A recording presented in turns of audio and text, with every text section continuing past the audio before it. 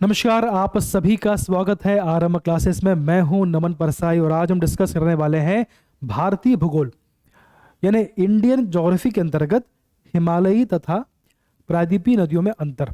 देखिए, भारत में जो नदियां हैं उनको उद्गम के आधार पर यानी उनके ओरिजिन के आधार पर दो पार्ट में डिवाइड किया हुआ है। पहली वो नदियां हैं जिनका उद्गम हिमालय से होता है, उनको बोलते हैं हिमालयी नदियां। और दूसरी नदियां वो होती हैं जिनका उद्गम प्रायद्वीपीय क्षेत्र से होता है। ये आपका प्रायद्वीपीय क्षेत्र, ये हिमालय। तो जिनका उद्गम हिमालय से होता है उनको बोलते हैं हिमालयी नदियां, और जिनका उद्गम प्रायद्वीपीय क्षेत्र से होता है उनको बोलते हैं प्रायद्वीपीय नदियां। ठीक, तो उद्गम के आधार पर भारत की नदियों को दो पार्ट में डिवाइड किया हुआ है। तो हमको समझना है कि इन दोनों नदियों में बेसिक डिफरेंस क्या होता है, यानी हिमालयी और प्रायद्वीपीय नदियों में बेसिक डिफरेंस क्या होता है। आज हमको उसको समझने का प्रयास करना है। टॉपिक काफी महत्वपूर्ण है, एमपीपीएससी मेंस में यहाँ से क्वेश्चन बन जाते हैं, इसलिए ध्यान से पढ़ना है। और हो सके तो भारत का मैप, फिजिकल मैप आपके सामने होना चाहिए ताकि आपको समझने में आसानी हो। चल, ये हमारी वेबसाइट है arambaclass.com। यहाँ पर आपको सभी एग्जाम की टेस्ट सीरीज यहाँ पर अवेलेबल है। लगभग 1200 एग्जाम इसमें कवर किए गए हैं जिनके टेस्ट सीरीज इसमें अवेलेबल है।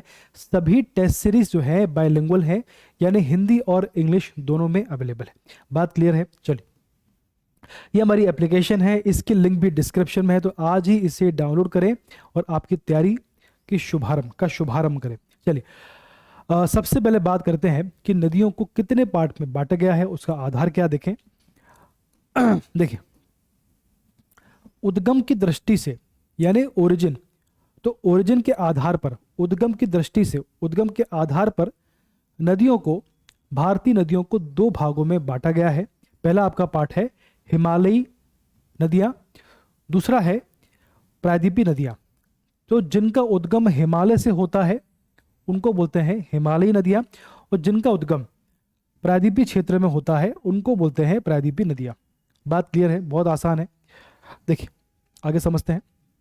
अब देखिए, ये आपके सामने दो मैप हैं। एक मैप में भारत की जो नदियां उनको दिखाया गया है, और दूसरा आपको जो मैप है ये भारत का फिजिकल मैप है। यहां समझेंगे कि भारत का जो फिजिकल स्ट्रक्चर है वो किस प्रकार का है। देखिए, ये आपका हिमालय वाला क्षेत्र है, ये पूरा हिमालय वाला क्षेत्र है। ठीक, इसमें जो वाइट वाइट आपको दिख रहा है सफेद सफेद, ये इसमें बर्फ है, या इसको बोले हम लोग ग्लेशियर वाला पार्ट है ना। ग्लेशियर हो गया, ये ग्लेशियर हो गया, ये ऐसे यहाँ पर सियाचिन ग्लेशियर है, इस प्रकार से। ठीक, अब देखें, अब जिन नदियों का उद्गम यहाँ से हो रहा है, यहाँ से निकलती है सिंधु नदी, इस प्रकार से बह रही है। यहाँ से निकलती है ब्रह्मपुत्रा, ऐसी बह रही है। यहाँ से निकलती है आपकी गंगा, यमुना, इस प्रकार से। ठीक, तो जिन नदियों का उद्गम हिमालय क्षेत्र से हो रहा है उनको बोल देते हैं हिमालयी नदियां। और जिन क्षेत्र, अब देखो, ये है प्रायद्वीपीय क्षेत्र, ये पूरा प्रायद्वीपीय क्षेत्र, पूरा आपका ये प्रायद्वीपीय क्षेत्र। ठीक, तो जिन नदियों का उद्गम यहां से निकलती है, नर्मदा नदी, यहां पर अरब सागर है तो यहां पर समाप्त होती है। ठीक, यहां पर है बंगाल की खाड़ी, बंगाल की खाड़ी। ठीक, तो यहां से निकलती है नर्मदा नदी, यहां से निकलती है तापी नदी, तो इनका समापन यहां पर होता है। ठीक, तो जिन नदियों का उद्गम प्रायद्वीपीय क्षेत्र में होता है उनको बोलते हैं प्रायद्वीपीय नदियां, और जिनका उद्गम हिमालय से होता है उनको बोलते हैं हिमालयी नदियां। बात क्लियर है? ये पूरा जो है पठारी क्षेत्र है, यहाँ पर पूरा मैदानी क्षेत्र है। ये देखो आप, ये पूरा मैदानी क्षेत्र है, ये पूरा है, ये पूरा जो है मैदानी क्षेत्र है। बात क्लियर है आपको? चलो आगे बढ़ते हैं। अब देखें जरा इसमें, अब देखिए, जो भारत की नदियां हैं दो पार्ट हैं। पहला आपका पार्ट है हिमालयी नदियां, दूसरा है प्रायद्वीपीय नदियां। अब इनमें कुछ बेसिक डिफरेंस है। जैसे सबसे पहला आपको जो बेसिक डिफरेंस है वो है जो हिमालयी नदियां होती हैं ये 12 मासी होती हैं। जो हिमालय की नदियां होती हैं ये 12 मासी होती हैं, यानी ये वर्ष भर बहती हैं, वर्ष भर इनमें जल की कमी नहीं होती है। दूसरी होती है मौसमी या बरसाती नदियां। ये नदियां जो होती हैं ये बरसात पर डिपेंड होती है। जब बारिश होती है तो बारिश के पानी से इन नदियों में पानी आता है और ये नदियां बहती है। ठीक, तो बेसिकली इनकी डिपेंडेंसी होती है बारिश पर। बात क्लियर है? अब यहां जो नदियां होती हैं इनकी द्रोणियां, इनका जो बेसिन होता है जिन क्षेत्रों में नदियां बहती हैं उसको बोलते हैं बेसिन। तो इनका बेसिन काफी विशाल होता है, काफी बड़ा होता है, ठीक। और इनकी द्रोणियां छोटी होती है, इनका क्षेत्र छोटा होता है, इसलिए इनका बेसिन भी छोटा होता है। जल की मात्रा अधिक होती है, चूंकि इनकी द्रोणी बड़ी होती है इसलिए जल की मात्रा भी इसमें बड़ी होती है। कॉमन सेंस की बात है। यहाँ पर जल की मात्रा कम होती है क्योंकि इनका बेसिन छोटा होता है। लंबाई अधिक होती है, काफी बड़ा क्षेत्र है, हिमालय वाला पूरा क्षेत्र काफी चौड़ा क्षेत्र है, ठीक। तो इनकी लंबाई काफी अधिक होती है, जैसे 2800, 2900, 2500 ऐसी इनकी लंबाई होती है। यहाँ देखेंगे आप लंबाई कम होती है, क्षेत्र छोटा है, सकरा क्षेत्र है। यहाँ पर कैसी होगी आपके 1300, 900, 1100 इस प्रकार से लंबाई होती है, ठीक। समुद्र में कम नदियां गिरती, यहाँ पर जो नदियां होती हैं सभी का समुद्र में जाना संभव नहीं हो पाता है, इसलिए कम नदियां जो है यहाँ पर समुद्र में गिरती हैं। जैसे गंगा है ना, इसके बाद आपकी सिंधु नदी है, इस प्रकार से ब्रह्मपुत्रा है। और यहाँ पर अधिकतर समुद्र तक जाती हैं, क्योंकि इनका क्षेत्र छोटा क्षेत्र है, सकरा क्षेत्र है, इसलिए सभी जो नदियां हैं मेन रिवर हैं वो समुद्र में जा पाती है। गहरी घाटी एवं गार्ज का निर्माण करती है, ठीक। यहाँ देखें घाटियां उथली होती हैं। अब देखें इसमें डेल्टा का निर्माण करती हैं। अब चूंकि नदियां लंबी होती हैं तो अपने मुहाने पर आते आते इनकी स्पीड कम हो जाती है, तो वहां पर जो है समुद्र में मिलने के पहले इनके साथ जो अवसाद आता है तो उनके मुहाने पर वो अवसाद इकट्ठा हो जाता है और उसी अवसाद में नदियां कुछ आकृति का निर्माण करती हैं, उसको बोलते हैं डेल्टा, ठीक। तो चूंकि नदियां लंबी बहती हैं इसलिए उनकी स्पीड कम हो जाती है, इसी कारण से डेल्टा का यहाँ पर निर्माण होता है। लेकिन यहाँ पर क्या होता है, यहाँ पर चूंकि लंबाई कम होती है तो स्पीड कम नहीं होती, स्पीड काफी होती है। तो नदियां अपने साथ में जो अवसाद बहाकर लाती हैं वो सीधे जो है समुद्र में समाहित हो जाता है, ठीक। तो यहाँ पर जो है यहाँ पर जो है नदियों के मुहाने पर कोई भी अवसाद या कोई भी सेडिमेंट जो है जमा नहीं हो पाता, इसलिए यहाँ पर डेल्टा का निर्माण नहीं होता। यहाँ पर बेसिकली एस्चुरी या छोटे डेल्टा का निर्माण होता है। क्या होता है, एस्चुरी या छोटा डेल्टा। सिंचाई की संभावना यहाँ पर अधिक होती है।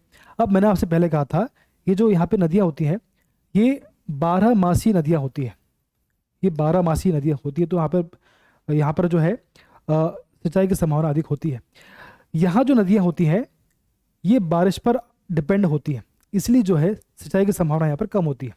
अब नदियों की संख्या यहाँ पर अधिक है, यहाँ पर कम है।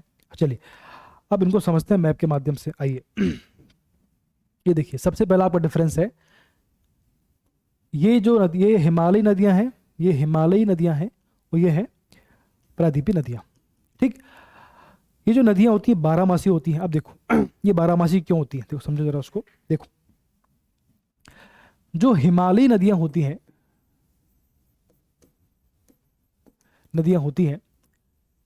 इनमें जो है इनमें जल 2 माध्यम से आता है, इनमें जो पानी है इनमें जल 2 माध्यम से आता है, यानी इनमें वाटर का जो सोर्स होता है वो 2 होता है। पहला आपका होता है बारिश, ठीक। बारिश के पानी से, जो बारिश का पानी होता है इन नदियों में आता है, बात क्लियर है। तो इन नदियों का पहला सोर्स है बारिश, दूसरा सोर्स है ग्लेशियर या बर्फ कह लें इसको। हिमालय के जो ऊंचाई पर जो बर्फ जमा होती है उनके पिघलने से इन नदियों में पानी आता है, बात क्लियर है। तो इन नदियों में वर्ष भर पानी, अब देखो बरसात के मौसम में जो पानी आता है वो तो आता ही आता है, गर्मी के मौसम में जब ये बर्फ पिघलती है तो इनका पानी भी नदियों में आता है। इस प्रकार से 12 महीने इन नदियों में पानी होता है। अब यहाँ पर क्या होता है, ये एग्जाम्पल है प्रायद्वीपीय नदियाँ, ये है प्रायद्वीपीय नदियाँ। यहाँ पर क्या होता है, यहाँ पर कोई ग्लेशियर नहीं है, ठीक। तो बर्फ का पानी यहाँ पर नहीं आ पाता है। तो यहाँ पर जो पानी का सोर्स है सिर्फ बारिश होता है, यानी बारिश के महीने में ही यहाँ पर पानी आ पाता है, बात क्लियर है। तो देखो इसी कारण से इनको बोलते हैं 12 मासी नदियां यहाँ पर, क्योंकि यहाँ पर जो है बरसात का और ग्लेशियर का पानी यहाँ पर आता है, इसलिए नदियां जो है 12 मासी नदियां होती हैं। यहाँ पर सिर्फ और सिर्फ बारिश का पानी आता है, इसलिए जो है ये बरसाती या मौसमी नदियां इनको बोलते हैं, बात क्लियर है। चलिए आगे बढ़ते हैं। आगे है, अब देखो जरा, ये हिमालय वाला क्षेत्र है ये देखिए हिमालय वाला क्षेत्र है, ठीक। अब जो बर्फ यहाँ पर जमी होती है तो गर्मी के मौसम में जो बर्फ पिघलती है तो इसका सारा पानी जो है इन नदियों में आता है, बात क्लियर है। इस प्रकार से गर्मी के मौसम में, चूंकि गर्मी के मौसम में नदियों में पानी कम होता है, तो उसकी जो कमी होती है, जो नदियों में पानी की जो कमी होती है, वो इन्हीं बर्फों के पिघलने से पूरी होती है। बात क्लियर है? चलिए आगे बढ़ लेते हैं। बहुत ही बेसिक डिफरेंस है, कॉमन सेंस पर आधारित है। तो हमने क्या पढ़ लिया? हमने डिस्कस कर लिया है बारहमासी नदियां और मौसमी, इसको डिस्कस कर लिया है। अगला आपका है कि इनकी द्रोणियां विशाल होती हैं, इनकी द्रोणियां छोटी होती है। ठीक है, चलो आगे पढ़ते हैं।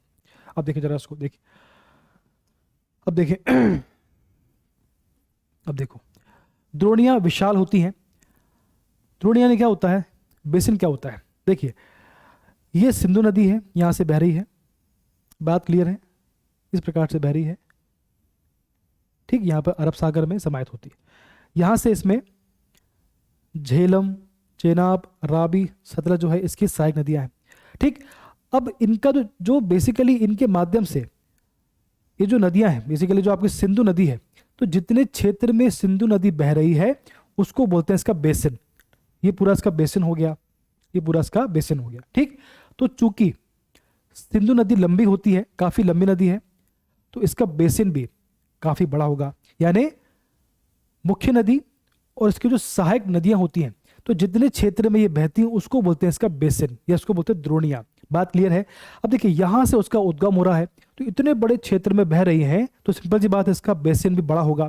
ठीक, तो चूंकि ये इनका क्षेत्र, आप देखो जो आपका भारत का क्षेत्र काफी चौड़ा वाला क्षेत्र है, काफी चौड़ा है ये, तो चूंकि इनका क्षेत्र काफी विशाल होता है, तो इनके माध्यम से इनकी जो बेसिन होता है वो भी काफी बड़ा, काफी विशाल होता है, काफी बड़ा होता है। बात क्लियर है? अब देखिए यहां पर क्या होता है, यहां पर क्षेत्र छोटा होता है। देखो ये आपका भारत का ये वाला क्षेत्र है, ये काफी विशाल, काफी चौड़ा क्षेत्र है ये। बात क्लियर है? अब देखो यहां देखिए आप, ये काफी सकरा है, ये काफी सकरा क्षेत्र है। ठीक, तो यहां पर जो चौड़ाई कम होती है, तो इसी कारण से चूंकि नदियों की लंबाई कम होती है, इसलिए यहां पर जो है छोटे बेसिन का या छोटे द्रोणियों का निर्माण होता है। बात क्लियर है?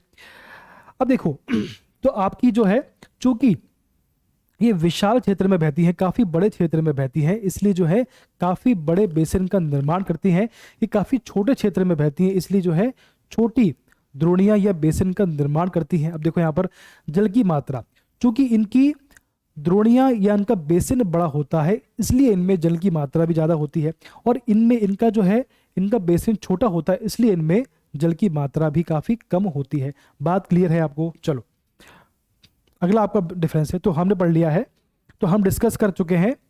बारहमासी नदियां होती हैं, ये मौसमी होती हैं, इनकी द्रोणियां विशाल होती है, इनकी द्रोणियां छोटी होती है। अगला है जल की मात्रा, तो ये पढ़ लिया हमने, जल की मात्रा इसमें अधिक होती है, चूंकि द्रोणियां बड़ी हैं इसलिए जल की मात्रा भी अधिक होती है। इनकी द्रोणियां छोटी है इसलिए जल की मात्रा भी इसमें कम होती है। तो तीन डिफरेंस हम पढ़ चुके हैं। अगला आपका डिफरेंस है, इनकी लंबाई अधिक होती है, इनकी लंबाई कम। अब देखो जरा इसको पढ़ लेते हैं, आइए। इनकी लंबाई अधिक होती है, अब देखो जरा, आप इसको डिस्कस कर चुके हैं। अब देखिए ये क्षेत्र काफी चौड़ा है, ये देखो आप, ये क्षेत्र काफी चौड़ा है। ठीक, यानी काफी विशाल क्षेत्र है। अब देखो एग्जाम्पल लेते हैं, ये नदी है, इसका नाम है ब्रह्मपुत्रा, क्या नाम है इसका? नाम है ब्रह्मपुत्रा। अब देखिए यहां से निकल रही है, ये पूरा क्षेत्र, ये देखो यहां से निकल रही है, पूरा क्षेत्र कवर करेगी, वापस से यहां से मुड़ के ऐसी आ रही है। ठीक, तो काफी विशाल क्षेत्र में बह रही है।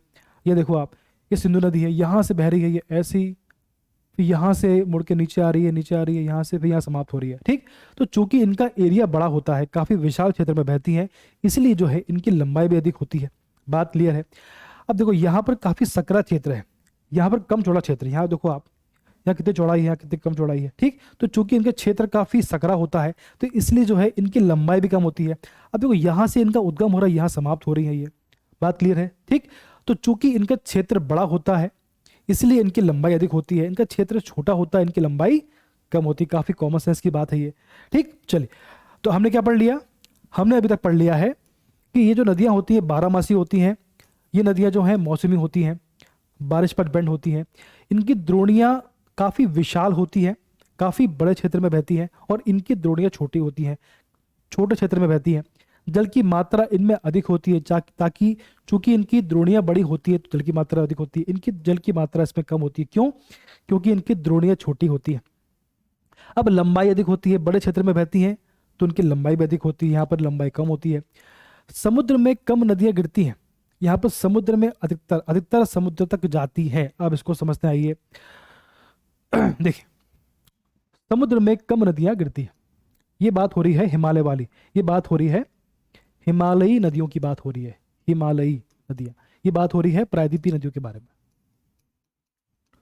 ठीक, चलिए अब देखिए, समुद्र में ये बोल रहे हैं कि जो हिमालय की नदियां होती हैं उनको समुद्र में कम नदियां गिरती हैं, यहाँ पर अधिकतर समुद्र तक जाती है। अब देखो जरा इसको, जिन नदियों का उद्गम हिमालय से होता है, अब देखिए जरा इसको, अब चूंकि ये विशाल काफी बड़ा क्षेत्र होता है तो सभी नदियों का समुद्र में जाना पॉसिबल नहीं हो पाता है, बात क्लियर है।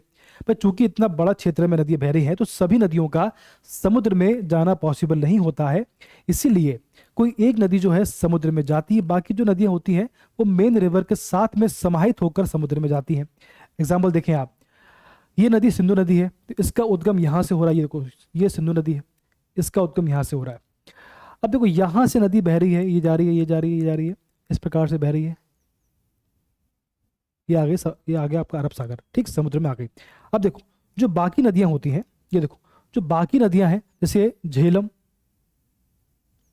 ठीक, ये चेनाब नदी, ये आपकी रावी, ये सतलज और ये ब्यास, ये सभी नदियां जो हैं ये सिंधु में समाहित होती हैं और सिंधु जाकर समुद्र में गिरती है। ठीक, तो सभी का, चूंकि विशाल क्षेत्र है, बड़ा क्षेत्र है, तो सभी का समुद्र में जाना पॉसिबल नहीं हो पाता है, तो इसलिए कोई एक मेन रिवर, कोई मुख्य रिवर या सबसे बड़ी रिवर जो जाती है समुद्र में गिरती है, बाकी जो नदियां होती हैं वो इसके साथ में इसमें मिलकर जो है इसकी सहायक नदियां बनकर समुद्र में गिरती है। ठीक, तो सिंधु नदी मेन रिवर है, ये जाकर समुद्र में गिर रही है। जो बाकी नदियां होती हैं झेलम, रावी, सतलज, व्यास, तो इसमें मिलकर इसकी सहायक नदियां बनकर इसके साथ में समुद्र में समाप्त होती हैं। बात क्लियर है। अब देखो, जब ये देखो ये गंगा नदी यहाँ से बह रही है इस प्रकार से, ये देखो गंगा नदी है, गंगा नदी बह रही है, देखो गंगा बह रही है यहाँ से, ये गिर रही समुद्र में। ठीक, यमुना इसके साथ मिलकर बह रही है, गंगा के साथ मिलकर। ठीक, अब देखो ये एमपी में चंबल, केन, बेतवा, सोन, सॉरी सोन तो गंगा की सहायक नदी है। ठीक, तो चंबल, केन, बेतवा जो है यमुना की सहायक नदियां हैं। ठीक, तो चंबल, केन, बेतवा यमुना में मिलती हैं और यमुना मिलती गंगा में, गंगा जाती है किसमें, समुद्र में। इस प्रकार से कोई एक मेन रिवर जो है समुद्र में जाती है, बाकी नदियां जो है इस नदी के साथ में मिलकर जो है समुद्र में समाहित होती है। ठीक, तो सभी नदियों का जाना, चूंकि विशाल क्षेत्र है, बड़ा क्षेत्र है, तो सभी का समुद्र में जाना पॉसिबल नहीं हो पाता है, तो कोई एक नदी जो है समुद्र में जाती है, बाकी नदियां इसके साथ मिलकर जो है समुद्र में समाप्त होती है। बात क्लियर है। यहां पर क्षेत्र छोटा है तो सभी नदियां जो है, सभी नदियां या काफी मुख्य नदियां या मैक्सिमम रिवर, यहाँ पर जो है मैक्सिमम रिवर, चूंकि इनका एरिया छोटा है तो मैक्सिमम रिवर जो है वो समुद्र में समाप्त हो जाती है या समुद्र में गिरती है। ठीक, देखो ये जैसे एग्जांपल लेते हैं, ये है नर्मदा नदी है, ये समुद्र में जा रही है, ये तापी नदी है, ये समुद्र में जा रही है। ठीक, यहाँ पर गोदावरी है, ये समुद्र में जा रही है, कृष्णा है समुद्र में जा रही है, कावेरी है बिल्कुल जा रही है, ये महानदी है, ये देखो जा रही है। ठीक, तो यहां पर क्षेत्र छोटा है इसलिए मैक्सिमम रिवर जो है वो समुद्र में स्वयं जाकर गिरती है, किसी के साथ मिले बिना। चलो आगे बढ़ लेते हैं। अब देखो क्या पढ़ लिया हमने पढ़ लिया है, हम डिस्कस कर चुके हैं कि ये नदियां 12 होती हैं, ये है मौसमी या बरसाती नदी होती हैं, ये बारिश पर डिपेंड होती हैं, ये बारिश और ग्लेशियर से इनमें पानी आता है। ठीक, द्रोणियां इनकी विशाल होती है, ताकि चूंकि बड़ा क्षेत्र है, विशाल क्षेत्र है तो इनकी द्रोणियां बड़ी होती हैं। इनका क्षेत्र छोटा होता है तो इनकी द्रोणियां छोटी होती हैं। जल की मात्रा अधिक होती है, चूंकि द्रोणियां बड़ी है इसलिए जल की मात्रा अधिक होती है, इनकी द्रोणियां छोटी है, जल की मात्रा छोटी होती है। लंबाई अधिक होती है, विशाल बड़ा क्षेत्र है तो लंबाई अधिक होती है, छोटा क्षेत्र है लंबाई कम होती है। समुद्र में कम नदियां मिलती हैं, सभी का समुद्र में जाना पॉसिबल नहीं होता है, बड़ा क्षेत्र होता है। ठीक, काफी लंबाई कवर करनी होती है तो कोई एक नदी जो है समुद्र में गिरती है, बाकी नदियां इसकी सहायक नदी बन जाती हैं और साथ में समुद्र में जाती हैं। इनकी मैक्सिमम रिवर जो है समुद्र में जाती हैं क्योंकि छोटा क्षेत्र है। अब इसमें अगला है डेल्टा का निर्माण करती है और इसके बाद है ज्वार नदमुख या ऐश्वरी या छोटे डेल्टा का निर्माण करती है। देखिए जरा इसको, अब देखें इसको, डेल्टा का निर्माण करती है। ये एग्जाम्पल किसका है, ये एग्जाम्पल है आपकी हिमालयी नदियों का एग्जाम्पल है। ये एग्जाम्पल है प्रायद्वीपीय नदियों का। तो इसमें कंफ्यूज नहीं होना है, इसमें कंफ्यूज बिल्कुल नहीं होना है। ठीक है, चलो अब इसमें क्या बोल रहे हैं लोग कि यहाँ पर डेल्टा का निर्माण होता है, सब नहीं करती है, कुछ कुछ करती है। ठीक, नर्मदा और तापी जो है ये प्रायद्वीपीय नदियां हैं, लेकिन ये एस्चुरी बनाती है। बात क्लियर है, क्योंकि भ्रंश घाटी है, ये भ्रंश घाटी है, इसलिए ये एस्चुरी का निर्माण करती है। अब देखो जरा इसको, जो हिमालयी नदियां होती हैं वो डेल्टा, ये जो नदियों का उद्गम हिमालय से होता है वो बेसिकली डेल्टा का निर्माण करती हैं या छोटे डेल्टा का निर्माण करती हैं। और ये जो नदियां होती हैं प्रायद्वीपीय, ये ज्वार नदमुख यानी एस्चुरी या छोटे डेल्टा का निर्माण करती हैं। ऐसा क्यों होता है? अब देखिए अभी हमने जाना था कि चूंकि अभी जाना था हमने कि चूंकि यहाँ पर बड़ा क्षेत्र होता है, हिमालय क्षेत्र में काफ़ी विशाल क्षेत्र होता है, तो नदियों की लंबाई काफ़ी अधिक होती है। ठीक, और यहाँ पर क्या छोटा क्षेत्र होता है, तो यहाँ पर लंबाई कम होती है। एक बात तो क्लियर हो गई। अब देखो, तो चूंकि चूंकि नदियों की लंबाई अधिक होती है, लंबाई अधिक होती है, ठीक, इसीलिए जो है नदी अपने मुहाने पर आते आते, चूंकि लंबाई अधिक होती है तो नदी अपने मुहाने पर आते आते इसकी स्पीड कम हो जाती है, इसकी स्पीड कम हो जाती है। और नदी अपने साथ में जो अवसाद लेकर आई थी, जो सेडिमेंट लेकर आई थी, कंकड़ पत्थर रेत, उसका जमाव नदी के मुहाने पर हो जाता है, यानी समुद्र, ये समुद्र है, ये समुद्र है, ये नदी बह रही है, ये मुहाना नदी का। तो चूंकि नदी काफी लंबी बहती है तो मुहाने पर आते आते उसकी स्पीड काफी कम हो जाती है, तो नदी जो अपने साथ में जो अवसाद या सेडिमेंट लेकर आई थी उसका जमाव उसके मुहाने पर हो जाता है। और नदी के समुद्र में मिलने के पहले यहाँ पर जो आकृति का निर्माण होता है उसको बोलते हैं डेल्टा। ठीक, तो ऐसा क्यों होता है? क्योंकि यहाँ पर आते आते नदी, चूंकि नदी काफी लंबी बहती है, काफी लंबी नदी बहती है, तो यहाँ पर मुहाने पर आते आते उसकी स्पीड काफी कम हो जाती है। और जो अपने साथ में नदी अवसाद लेकर आई थी या जो सेडिमेंट लेकर आई थी उसका जमाव यहाँ पर हो जाता है, और उसी के कारण यहाँ पर डेल्टा का निर्माण होता है। ठीक, डेल्टा बेसिकली जो मिट्टी में, समुद्र में मिलने के पहले मिट्टी में, नदी के मुहाने पर मिट्टी में जो आकृति बनती है उसको बोलते हैं डेल्टा। अब देखो यहाँ पर नदी की लंबाई कम होती है, लंबाई कम होती है, काफी छोटा क्षेत्र होता है, तो नदी की जो लंबाई कम होती है, लंबाई कम होती है तो उसकी जो स्पीड जो है, स्पीड भी अधिक होती है। ठीक, चूंकि लंबाई कम होती है स्पीड भी अधिक होती है।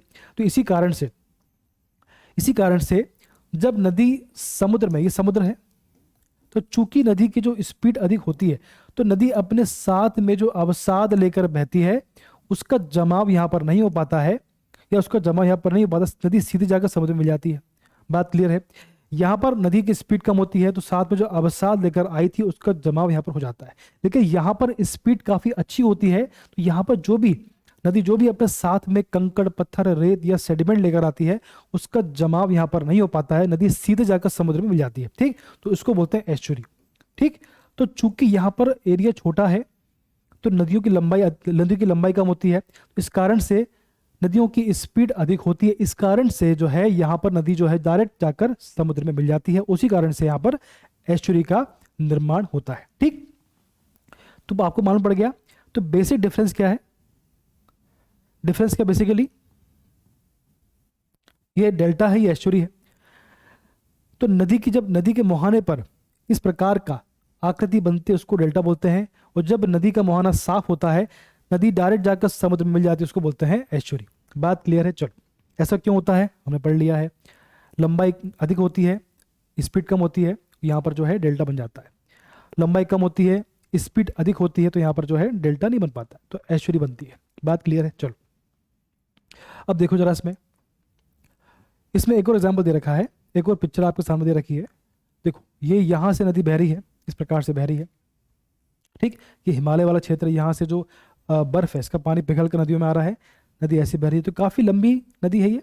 ठीक, तो यहाँ पर आते आते इसकी स्पीड कम हो जाती है, और अपने साथ में जो साथ में अवसाद के रूप में कंकड़ पत्थर रेत के जो कण होते हैं साथ में लेकर आती है, उसका जमाव यहाँ पर हो जाता है। और समुद्र में मिलने के पहले, ये जो नदी के मिलने के पहले इस मिट्टी में ये जो अवसाद में नदी जो आकृति बनाती है उसको बोलते हैं डेल्टा। और यहाँ पर देखो स्पीड कम, यहाँ पर नदी काफी स्पीड से बहती है, तो यहाँ पर किसी भी प्रकार का अवसाद का जमाव नहीं हो पाता है, तो उसको बोलते हैं एस्चुरी या ज्वार नदमुख। ठीक, चलिए, तो हमने क्या पढ़ लिया अभी तक? हम पढ़ चुके हैं भैया कि ये नदी जो 12 मासी नदियां होती हैं, यह मौसमी होती हैं, इनकी द्रोणियाँ विशाल होती हैं, इनकी द्रोणियाँ छोटी होती है, जल की मात्रा अधिक होती है, जल की मात्रा इसमें कम होती है, लंबाई अधिक होती है, बड़ा एरिया होता है, लंबाई कम होती है, समुद्र में कम नदियाँ गिरती हैं, समुद्र मैक्सिमम नदियाँ समुद्र में जाती हैं क्योंकि इनका जो काफ़ी बड़ा क्षेत्र होता है।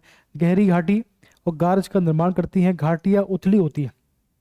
ठीक, ये मैदानी क्षेत्र है, इसीलिए जो है नदियाँ गहरी घाटी का निर्माण, गार्ज का निर्माण करती, क्योंकि मैदानी क्षेत्र है, मिट्टी वाला क्षेत्र है, तो गार्ज का निर्माण हो जाता है, गड्ढे बन जाते हैं। यहाँ पर उथली पठारी क्षेत्र है तो नदियाँ उथली बहती हैं। ठीक, डेल्टा का निर्माण करती हैं, यहाँ पर ज्वार नदबों यानी ऐश्वर्य का या छोटे डेल्टा का निर्माण होता है। इसके बाद सिंचाई की संभावना यहाँ पर अधिक होती है, यहाँ पर कम होती है। अब देखो कैसे होता है ये, इसको समझते हैं। आइए देखो, अब देखिए, अभी हमने जाना था कि जो हिमालयी नदियाँ होती हैं, ये जो हिमालय की नदियाँ होती हैं, ठीक, ये बेसिकली 12 मासी होती हैं। ये जो है 12 मासी होती है। ठीक, यानी 12 यानी कि वर्ष भर इनमें पानी होता है, इनमें पानी पर्याप्त होता है, तो इसलिए जो है इनमें सिंचाई की संभावना अधिक होती है। बात क्लियर है। और देखो क्या होता है ना कि गर्मी के समय इरिगेशन की नीड होती है, गर्मी के समय जो है सिंचाई की सबसे ज़्यादा आवश्यकता होती है, और उस समय इनमें पानी आता है ग्लेशियर से, यानी बर्फ़ के पिघलने से इनमें पानी आता है, उस पानी का उपयोग करते हैं सिंचाई के लिए। अब यहाँ पर क्या होता है, ये देखो, ये जो प्रायद्वीपीय नदियाँ होती हैं, इनमें जल आता है बारिश से, तो बारिश, तो बेसिकली जो नदियाँ होती हैं ये बारिश पर डिपेंड होती हैं। और जब गर्मी के मौसम में किसान को सबसे ज़्यादा पानी की आवश्यकता होती है या इरिगेशन की आवश्यकता होती है, तब इनमें पानी नहीं होता है। ठीक, तो इसी चूंकि नदियाँ 12 मासी है तो इनमें सिंचाई की संभावना सबसे अधिक होती है। चूंकि नदियाँ जो है बरसाती नदियाँ हैं तो इनमें सिंचाई की संभावना काफ़ी कम होती है। अब देखो जरा इसमें समझे जरा उसको, ये देखो, ये भारत का मैप है, तो इसमें सर्वाधिक जो सिंचाई वाला, सर्वाधिक इरिगेशन वाला जो एरिया है वो पंजाब, देखो पंजाब वाला क्षेत्र है ना, पंजाब हो गया आपका, फिर आपका हरियाणा हो गया, यूपी हो गया, ठीक, बिहार हो गया। ठीक, तो 98% कहाँ पर ज़्यादा है, पंजाब में, फिर हरियाणा में, यूपी में। क्यों, यहाँ पर क्योंकि यहाँ पानी पर्याप्त है। ठीक, यहाँ पे हिमालय से पानी आता है, यहाँ पे सिंधु नदी है, ब्रह्मपुत्रा है, इस प्रकार से नदियाँ बह रही हैं, यहाँ पर सतलज है, व्यास है। ठीक, तो इनमें पानी जो है हिमालय से आता है। ठीक, और वर्ष भर पानी आता है, तो यहाँ पर जो है सिंचाई की कोई दिक्कत नहीं होती है। ठीक, तो इस क्षेत्र में सिंचाई की संभावना अधिक होती है। यहाँ पर जो है चूंकि इनका जो नदियाँ होती हैं वो बारिश पर डिपेंड होती हैं, इसलिए जो है यहाँ पर सिंचाई की संभावना काफ़ी कम होती है। बात क्लियर है। अब देखें एग्जाम्पल, देखें जरा इफेक्ट देखें कि भारत में 141 मिलियन हेक्टेयर में खेती होती है, उनमें से सिर्फ 65 मिलियन हेक्टेयर में ही पानी अवेलेबल है, यानी 45% एरिया में ही अभी इरिगेशन की सुविधा उपलब्ध है, बाकी में कोई सुविधा उपलब्ध नहीं है। बहुत ख़राब कंडीशन है। चलिए, तो हमने क्या पढ़ लिया, हमने पढ़ लिया ये 12 मासी नदियाँ होती हैं, ये मौसमी होती हैं, इनकी द्रोणियाँ बड़ी होती हैं, इनकी द्रोणियाँ छोटी होती है, जल की मात्रा अधिक होती है, जल की मात्रा, यहाँ पर मात्रा लिखा है, मात्रा कम होती है, लंबाई अधिक होती है, लंबाई कम होती है। ठीक, समुद्र में कम नदियाँ गिरती हैं, समुद्र में अधिकतर नदियाँ समुद्र में गिरती हैं। गहरी घाटी गाज का निर्माण करती हैं, घाटी उथली होती हैं, चूंकि मैदानी क्षेत्र में बहती हैं इसलिए गाज का निर्माण कर पाती हैं, चूंकि पठारी क्षेत्र में बहती हैं तो उथली होकर बहती हैं। डेल्टा का निर्माण करती हैं, ये ज्वार नदों या छोटे डेल्टा का निर्माण करती हैं। सिंचाई की संभावना अधिक होती है क्योंकि नदियाँ 12 मासी होती हैं, इनमें कम होती है क्योंकि नदियाँ यहाँ पर बारिश पर डिपेंड होती है। नदियों की संख्या यहाँ पर अधिक होती है, ठीक, यहाँ पर संख्या कम होती है। अब देखो मैंने आपसे कहा था कि नदियों की जो यहाँ पर नदियाँ 12 मासी होती हैं, यहाँ पर नदियाँ जो है बारिश पर डिपेंड होती है। एक बात समझे जरा, यहाँ पर एक बात समझे, जो यहाँ पे नदियाँ होती हैं, तो एक फैक्ट आपके सामने देता हूँ मैं कि दक्षिण भारत में यानी प्रायद्वीपीय नदियों में एकमात्र कावेरी नदी ऐसी है, कावेरी एकमात्र ऐसी नदी है जिसमें वर्ष भर पानी होता है, इसमें वर्ष भर पानी होता है। ठीक, तो ये अपवाद है। बात क्लियर है। चलो आगे बढ़ते हैं। अब देखो जरा इसमें, चलिए अब देखो जरा उसको, एक कुछ छूट तो नहीं गया। हाँ हाँ, ये आपका डिफरेंस है, लास्ट डिफरेंस है, नदियों की संख्या अधिक होती है। जो हिमालयी नदियां होती हैं उनकी संख्या अधिक होती है, इनकी संख्या कम होती है। ऐसा क्यों होता है? मैंने आपसे कहा था यहाँ पे जो मुख्य रिवर होती है, कोई एक नदी, कोई बड़ी नदी जो है समुद्र में जाती है, बाकी नदियाँ इसकी सहायक नदी बन जाती है। ठीक, ये देखो एक नदी ये बह रही है, मुख्य नदी है ये, इसकी सहायक ये है, इसकी सहायक ये है, रावी, झेलम, सतलज, व्यास, इस प्रकार से बह रही है। ठीक, यहाँ देखिए आप, यहाँ से गंगा, यमुना है ना, उसके बाद बेतवा, किसोन के, चंबल, केन, बेतवा, सोन नदी, इस प्रकार से। ठीक, तो यहाँ पर मेन नदियों के साथ में बाकी छोटी नदियाँ जो है इनके साथ मिल जाती हैं, तो काफ़ी बड़े जाल का, काफ़ी बड़े नेटवर्क का निर्माण करती है। इसलिए जो यहाँ पर नदियों की संख्या अधिक है और काफ़ी बड़ा क्षेत्र है। हिमालय जो है काफ़ी बड़ा क्षेत्र है, इसलिए जो है यहाँ से काफ़ी अधिक मात्रा में नदियाँ निकलती हैं। इसलिए जो है यहाँ पर नदियों की संख्या अधिक होती है। वो काफ़ी छोटा क्षेत्र है, वो काफ़ी सूखा क्षेत्र है, इसलिए यहाँ पर जो है नदियों की संख्या कम है और भी कम होती जा रही है। ठीक है, चलो आगे बढ़ते हैं। अब देखो जरा इसमें, अब बात करते हैं, एग्जाम्पल लेते हैं कि हिमालय से कौन सी नदियाँ निकलती हैं, उनका एग्जाम्पल देखें आप। सबसे पहला एग्जाम्पल है, यह है सिंधु नदी, इसका उद्गम हिमालय से होता है। यह सिंधु नदी, ये देखो अरब सागर में समाहित होती है। अब देखो जरा इसको, यहाँ पे झेलम आके बह रही है, देखो ये झेलम इससे मिल रही है, ये चेनाब है बेसिकली, तो चेनाब की सहायक नदी है झेलम। ठीक, अब देखो जरा इसमें, यहाँ से रावी इससे आगे मिल रही है, चेनाब से, चेनाब मिल रही है किसमें, ये सतलज में, ये देखो ये है सतलज नदी, इस प्रकार से बह रही है। ठीक, ये जाकर आपके सिंधु में मिल रही है। अब व्यास जो है सतलज की सहायक नदी है। ठीक, तो सिंधु में कौन सी मिल रही है, झेलम, चेनाब, रावी, व्यास, सतलज, ये सभी जो है इसकी सहायक नदियां हैं। ठीक, अब देखिए जरा इसमें, यह है गंगा नदी, ये देखो गंगा नदी बह रही है, इस प्रकार से दिख रही है आपको, ये गंगा देखो, ये देखो गंगा नदी बह रही है। ठीक, ये यमुना बह रही है, यहाँ से देखो ये यमुना बह रही है, देखो हिमालय से निकल रही है यमुना। यमुना में मिल रही है चंबल, है ना, बनास, बेतवा, तमसा, ये सोन मिल रही है गंगा में। बात क्लियर है? यहाँ से जो गंगा नदी है इसमें मिल रही है गोमती, मिल रही गंगा में। ठीक, घाघरा, गंडक, कोसी, ठीक, दामोदर मिल रही है। ठीक, इसके बाद यहाँ से बह रही है, यह है आपकी, इसका नाम है ब्रह्मपुत्रा। क्या नाम है इसका, ब्रह्मपुत्रा। यहाँ से बह रही है ये, इस प्रकार से देखो यहाँ से एंट्री कर रही है भारत में, ये देखिए आप। ठीक, यहाँ से तीस्ता, इसमें तीस्ता नदी है ये, जो उसकी सहायक नदी है। ठीक है, चलिए, तो यहाँ पर हमने किसको क्या पढ़ लिया, हमने सिंधु, झेलम, चेनाब, व्यास, रावी वाला पार्ट, गंगा, ब्रह्मपुत्रा, रामगंगा, गंडक, कोसी, गोमती, घाघरा। ठीक, तो इसके एग्जाम्पल हो गए। आगे देखें, अब देखो ये एग्जाम्पल है प्रायद्वीपीय भारत की प्रमुख नदियां। क्या ये प्रायद्वीपीय भारत की प्रमुख नदियां? चलिए देखिए, ये है नर्मदा नदी, ये है तापी नदी। यहाँ पर बेसिकली यहाँ पर विंध्याचल पर्वत है, यहाँ पर सतपुड़ा की पर्वत श्रेणी है। ठीक, यहाँ पर तापी बह रही है, यहाँ पर महानदी बह रही है, यहाँ पर नदी बहती है, उसका नाम है स्वर्ण रेखा। क्या नाम है, स्वर्ण रेखा। ये गोदावरी है, ये कृष्णा है, ये कावेरी है। ठीक, अब देखिए मैंने आपसे कहा था कि जो प्रायद्वीपीय नदियाँ होती हैं वो बारिश में डिपेंड होती हैं, लेकिन कावेरी एकमात्र नदी ऐसी होती है इसमें वर्ष भर पानी होता है। ये अपवाद है, ये प्रायद्वीपीय नदियों का अपवाद है।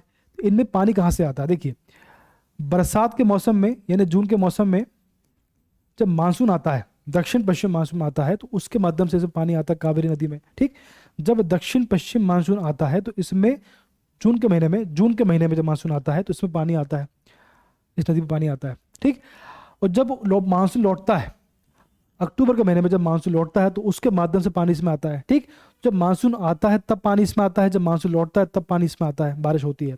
ठीक, तो जून के महीने पानी इसमें आता है, उसके बाद अक्टूबर में जब मानसून लौटता है तब पानी इसमें आता है। ठीक, तो दोनों महीने में तो वर्ष भर इसमें पानी होता है। एक तो मानसून के आने पर और मानसून के जाने पर दोनों माध्यम में इससे वर्षा होती है, इस कारण से इसमें पर्याप्त पानी होता है। ठीक, चलिए, तो कावेरी नदी जो है अपवाद है, इसमें वर्ष भर पानी होता है। ठीक, तो आज हमने डिस्कस किया है कि हिमालय और प्रायद्वीपीय क्षेत्र में जो नदियां बहती है उनमें बेसिक डिफरेंस क्या है, उसको डिस्कस किया है। अगला वीडियो जल्दी आने वाला है, तब तक आप पढ़ते रहिए, स्वस्थ रहिए।